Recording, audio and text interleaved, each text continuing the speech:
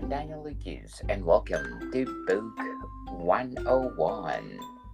Book 101 is all about the books that I read for the last 40 years, and today I have my special guest. He's a best selling author, no other than Mr. Karim Soliman. Oh, drum rolls, please. Yeah, Welcome to Book 101, Mr. Karim. thanks, Daniel, for having me here. I'm so glad to be with you. Yes, and can you please introduce yourself?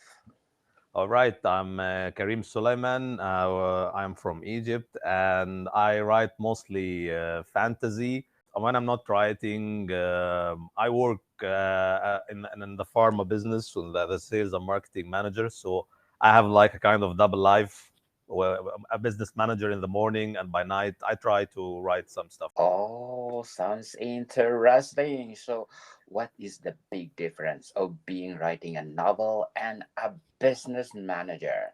Oh, it's a really it's a really big difference. But there are differences and similarities because there is this creative part because part of the marketing side of the business you are trying, to imagine the consumer behavior story and how you will interact with your consumer. But there are also more restrictions in my daily job, of course, you have due dates, you have targets, you have restrictive budgets, and when I write, I'm the boss of myself. So I do everything whenever I want. So but I don't have this luxury in my daily job. So, writing is your hobby. Yeah, it was my hobby, and I think it's still.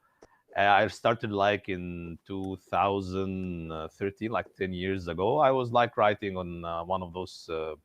Like I tried some of those writing platforms, and until joined Wattpad, and things started to get serious. Well, after like 3 years on Wattpad, I joined their Stars program, and I get commissioned for my work. And this that was like a mind shifting moment because I never thought that I would get paid for the thing I do, the thing that I love doing. So after that, I started considering why I don't publish my books, and I started publishing with a small publisher an indie publisher, and then I took my rights back and became an indie author in 2018. And it's still like a side hustle. You may call it like that. I'm not a full time author because I have bills to pay. So I love my daily job as well. What age you realize that you're good in writing? I never thought I was good at writing. To be honest, I was just doing the things that I was writing the book that I would like to read, but I started to receive positive comments. It started on Wattpad. It was really nice to see that other. It's nice to write, and it is nicer to know that readers like what you write. Because on Wattpad there are always comments on each chapter you post. I found interaction, and I found people waiting for your weekly chapters. So I thought maybe I was doing something right, and it evolved from there when I started publishing my books from the reviews that I get. So I'm not saying that I'm not saying I'm good at anything. I'm just doing the things that I love, but I'm happy that people love what I do. So, who influenced you in crafting your writing? First, because most of my readings in the beginning, my childhood was in Arabic. There was Egyptian writer called Nabil Farouk. He was used to write science fiction, and although I write fantasy now, it was uh, it was sci-fi, my first genre that I started to read and write in. And after that, I was introduced into the world of the Lord of the Rings, and my mind was blown, man. That because we don't fantasy is not this big in the Middle East. When I entered the world of the Lord of the Rings, I wanted more, you know. So I was devouring every fantasy book that I found, and you can say that Lord of the Rings was my introduction to fantasy. If To my current influencers, I would say George Martin, Joe Abercrombie, Mark Lawrence. Those are my top writers. So, if you describe your top writers or your influencers, what can you describe them? I can describe them as, especially when I'm talking about George Martin, it's immersive. The Because for me, by the way, I read Game of Thrones before I watched the show, and for me, the books where I found myself lost in this world. I thought that this story was my exactly cup of tea. I like how the world is so deep, and the story and the plot is extremely complex. Of course, the characters are extremely complex, so everything is immersive. It sucks you in, and you realize after a while that you are just read 1,000 pages. And you still need more.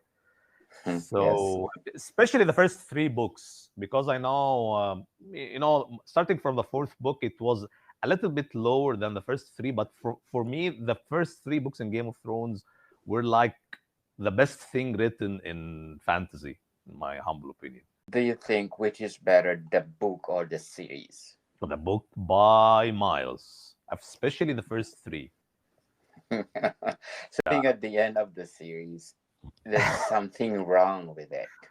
Yeah, come on, man. Yeah, I think in the series they were going well, you know, and until season 6 or 7, I don't know what happened wrong at the end. At season 8, I think they were kind of a little bit in a hurry. But that was a story that I heard that the two brothers were like wanted to be involved in other projects, so they wanted to wrap up everything in like a few episodes, and didn't make sense. You know, there were characters that working out of character. If you remember Tyrion, who used to be smart and clever, suddenly he became stupid. You know, it didn't make sense, and we suddenly saw Daenerys like in suddenly becoming a villain. Spoiler alert if you haven't watched the series Yes, so far. yes, Yeah. So I think there was a very great build up in the beginning that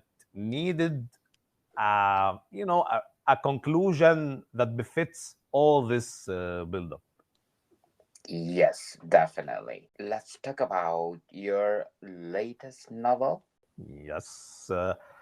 My latest actually is Tatter Banners, the sequel to Army of the Cursed. Army of the Cursed is the first book in War of the Last Day series, and as I said, it's the Spiffbo semi-finalist, and it's set in the world of Gurania. It's about three main characters who are trying to. They didn't realize that they can save their world. Actually, everything came came by itself because every character has had their own struggles, and they found themselves, in they cross paths together, and they have to save the world in the brink of extinction by an army of immortal possessed warriors.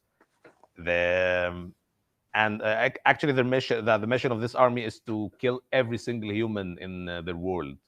So our three characters realize that they have bigger issues to handle, and they have to resolve or work out their matters together. Army of the Curse. What behind the title of your novel? Yeah, the title is about this army because those warriors are possessed by demons, and so they are considered by the people of Grania as cursed. And there is like this some kind of prophecy that this army of the cursed will rise at one time. And although they know that this army will come, the people of Grania are not well ready for this army. So that was the story behind the title. It's the main threat that that is all the story is based about, that will end the existence of mankind in Quran. How did you craft that army of the curse? Oh, how did I craft it? um it the idea came when I was writing my first series, The Tales of Gorania. It was a very different story. It was a low fantasy, and there was the part of the lore, those demons in these cursed lands. And when I was writing the series, and I think it's a common tradition among authors that when you're writing a series, suddenly another idea come to mind, and you are focusing on this new idea rather than finishing the story that you are already writing. So the idea started to grow, and I started to think why I'm not dedicating a whole series for this idea. So I started to plot the plan for the characters that will drive the plot. I spent some time for to plan for the last day, so that I make sure that the all the POVs come together nicely and smoothly, and nothing is forced or rushed. So that was how, in a nutshell, this is how the idea came together. What do you think? What are the elements that you put in the story to make us a semi-finalist in the SPFBO in the year 2021? Y- Yeah, I think I will not. I can't speak on the judges. Obviously, there's something they liked, but from the most common comments that I received, that the characters were realistic. The plot itself, the plot is, I think they like the plot and the action and the battle sequences. Battles are something that I enjoy writing, and I enjoy reading as well. So maybe this is, and the world itself. So maybe that's why they chose So they think what is the best highlight of Army of the Curse? the best highlight. The this it is difficult for me to name what is the best highlight for Army of the Cursed, but I can say that, of course, some readers like the characters the most. Some readers enjoy the world the most. Some other readers enjoy the plot. So I cannot tell because everybody enjoyed something in particular. So our readers enjoyed everything and praise. I got some lovely reviews and detailed reviews about that praised the whole all the elements of the story. So I don't know. I don't know, like, really, Daniel. Yes. So what do you think the flaws of the book? The flaws, yeah, that's really who is without flaws, Daniel? Definitely. Yeah, I will tell you what. I Because that's a common comment that I receive. The story is full of names and full of places, and I try to, make things a little bit better by adding an index with the name of the worlds and the people of Gorania at the back of the book. Some readers told me they didn't realize. They wish they knew there was that index. If you could put it in the beginning, not at the end, where the life would be much easier. But I think there is a lot of names in the beginning. Some readers struggle in the beginning because there is a lot happening in the beginning. And we have three main characters, and every character is in a different place. So I know this is, for some readers, might not be the most comfortable start. But if you survive the first 25%, you'll be fine because there is like uh, an easy learning curve and you'll get familiar with the places and the characters. I think this could be the most challenging part for reading Army of the Curse. Definitely. So before we go on, Mr. Kareem, I want to shout out to the people listening in Egypt. Oh, I have a lot of listeners in Egypt, most especially in Cairo Wow. Governorate. I have 45% audience share. Alexandria at 45% audience share.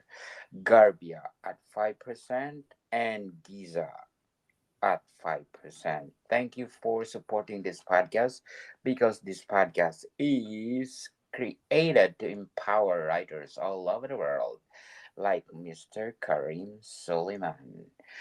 So, Mr. Karim, what are your short term and long term goals in writing? My goals for the time being is to finish the series and start putting focus on its marketing and advertising more to get more visibility. And I have a few ideas that I didn't make up my mind about which direction that I will go.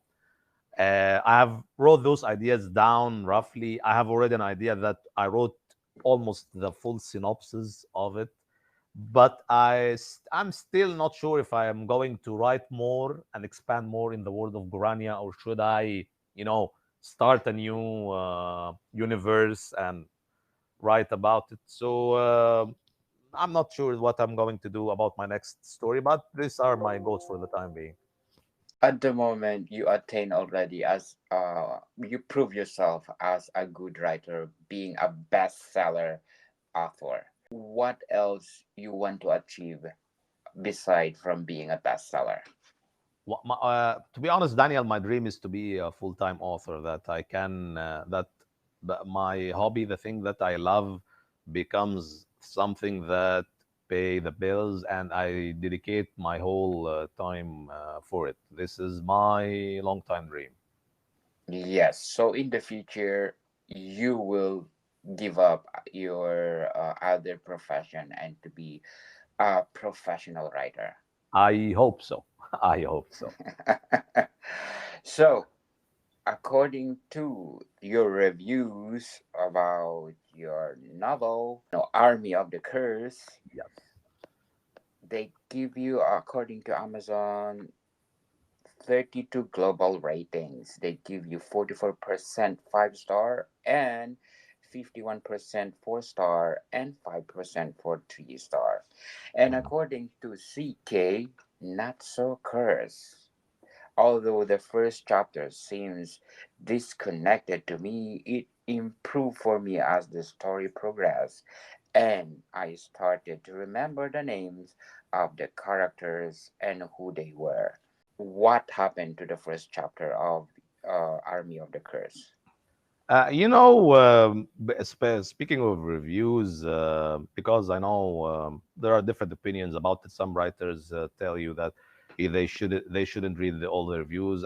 I'm not that type. I read every review, and whenever I find something common that is repeated, um, I I take it into consideration because everything about reading and writing is subjective.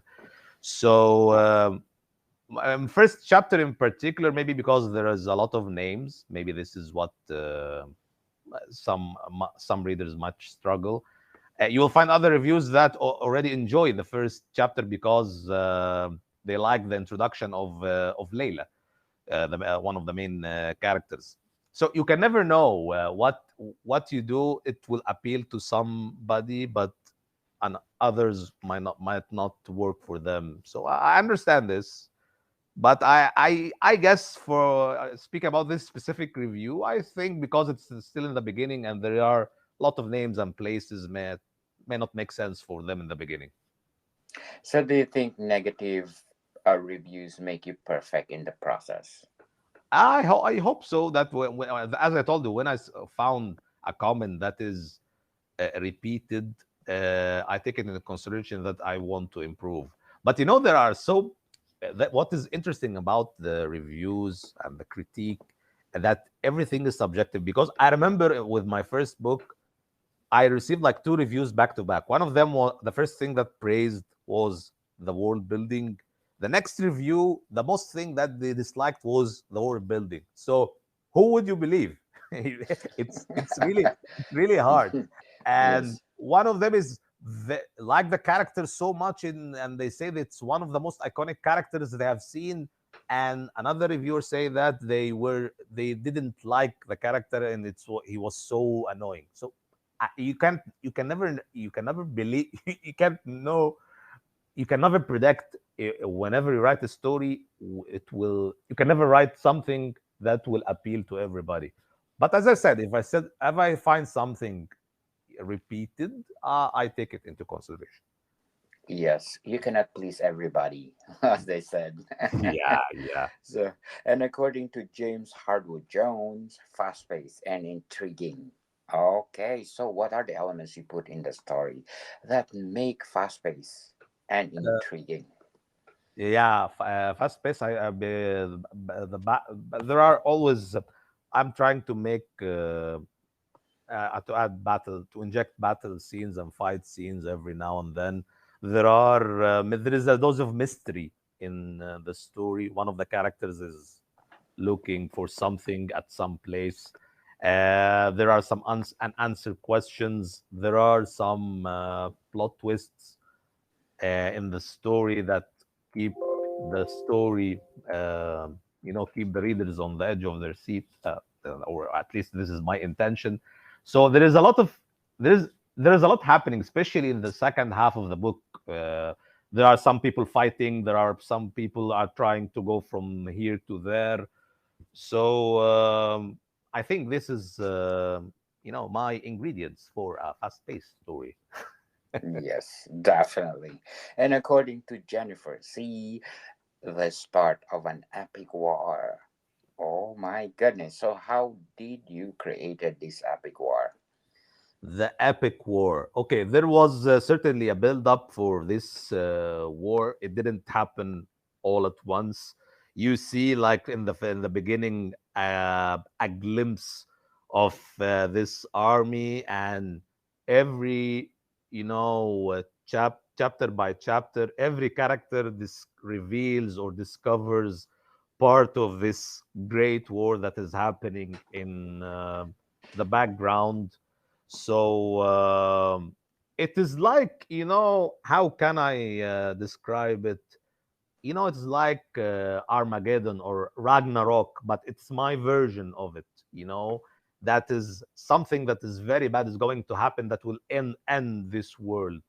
So there is a build up for this war, and now after this build up, there are the actual battles. The, there is always battles, and there is of course the grand battle at the end of the book, which is, I guess, many readers loved it. Definitely, indeed. And according to Redwood Forest, a well crafted work of fantasy fiction with strong storytelling and a satisfying conclusion. So, Thank you so th- much. yeah, according to Redwood Forest, that will be awesome. So, do you think what is the satisfying conclusion that you put in the story? I will try to answer this without spoilers, but the thing is, and this is a little bit tricky with the first book in any series, that you try to to leave the door open for more books to come, but there has to be some sort of conclusion for the plot. There should be a milestone for the book, and I think for book one especially, you can't leave it like on a cliffhanger, and you leave something hanging. Of course, there are something that you are waiting for book two, but the arcs of the main characters reach like a sort of source of conclusion at the end of the book. And I think I hope my answer is is Yes. plain enough, No, because it's More than that, it would be spoilers.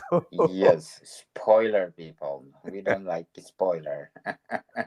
So according to Parr, hang on to the edge of your seat. You just won't know what is going to happen next. Oh my goodness, it's like you're watching a series or a motion picture. So do you think that your novel is a good for a series or a good for a motion picture?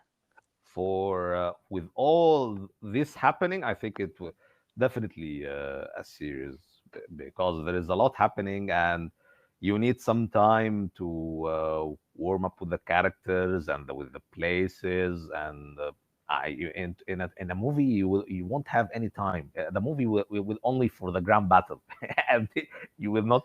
It's not enough for anything. So definitely, hopefully, I have one day I have the luxury to choose between a TV series and and the movie. But if I'm having this luxury, let's dream. I will choose a series, of course. Yes, dream big, as they said. Yeah. Cross my finger, Mr. Karim. And if you want to go back and revise the book itself, which part of the book you want to revise? Oh my goodness. In Army of the Cursed in particular, um, it's like a huge building of bricks that I'm afraid to miss with a small part to turn around to, and because everything might fall apart. So I think with the current structure, I will keep it as it is for the time being, because I'm not sure if I change something how the outcome will become, because there is a lot happening, and one single thing you might change, it will have this domino effect. So I will keep it as it is for the time being. Yes, definitely. So before we go on, Mr. Kareem, I'm inviting you to listen to my other podcast, Food 101, on our third season with Chef Alessandro, one of the executive chef in one of the five-star hotel in downtown Toronto. So please do listen, Food 101. Plus one more, please do have a copy of my photography book, Spring Flowers and Panoramic View, 100% taken in one of the beautiful place in British Columbia, Canada. So please do have a copy, Spring Flowers and Panoramic View. So, Mr. Karim, both traditional and indie authors, can you give us the big difference of both traditional and indie publishing? Okay, just for a little clarification, I don't consider myself a traditional, because traditional are referred mainly for people who are published with the big five. I wasn't published with one of the big five. It was a small press house. But if you are talking about the similarities and the differences, of course, mainly it's the freedom that you have over your story or on the cover, everything. You are setting the deadlines. You are the one choosing. Nobody will tell you you have to change this or put that or remove that. There is no such a thing with being Indian. This is the beauty of being independent. Um, I think with the royalties, it's another big issue with between trad and indie, and there is a lot of debate who's earning more, because on paper, indie authors earn a higher percentage of the royalties, but the question is a higher percentage of how much, because with trad publishers, they have advances. There are advances, I think, with like 5 digits and sometimes six, and of course so many indie authors get close to this number. Of course, there are a few who who are doing really and really well. So that's why some big name from traditional authors have switched to become self-published. So it's like high risk, high gain. when you go indie, because you invest in everything. You are invest in your own editing, in the editing, in the cover, and in marketing your own book. And it's a risk. For me, it's a risk I'm enjoying, to be honest, because I love to call the shots, as they say. When I was with a small press, I didn't have this control that I want to do this marketing activity, I want to make this.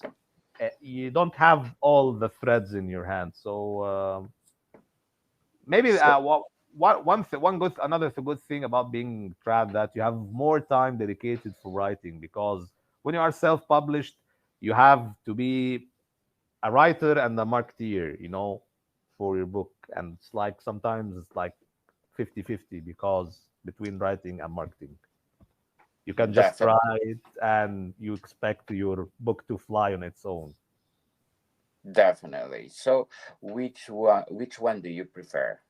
The indie author or the traditional author? It's a really it's because I'm supposed to say, of course, self to be indie, but I can deny that if you one day become a traditional, but traditionally published with one of the big five, who would say no to that? Yes, definitely. So it depends where the situation is, right? Of course. If I'm doing great with my self publishing, of course I won't need to be published to be controlled by anybody. But if got the chance, as I said, that nobody is going to say no to that. Yes. I thought, Mr. Karim, you are Yeah, it was. It was like through Wattpad we had like an anthology of yes.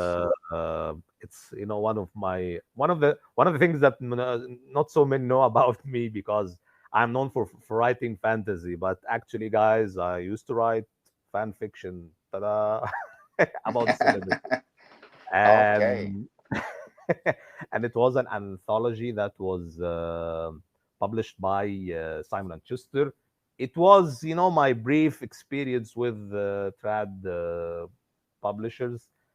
And the part of the royalties that I was mentioning, this is what I when I felt the difference, because the effort that you do for a short story, it's not like when you write a full novel, like 100,000 or 150, and you have to plan and invest on all your marketing and advertising. But in the end, what I earned from that short story is more or less than what I have earned from uh, my indie series. So you get the difference now from uh, from uh, from both situations. But of course, there were those there you have at some point you were told not to do this. You have to change this part. I have no say in the cover, of course. So or the marketing in general.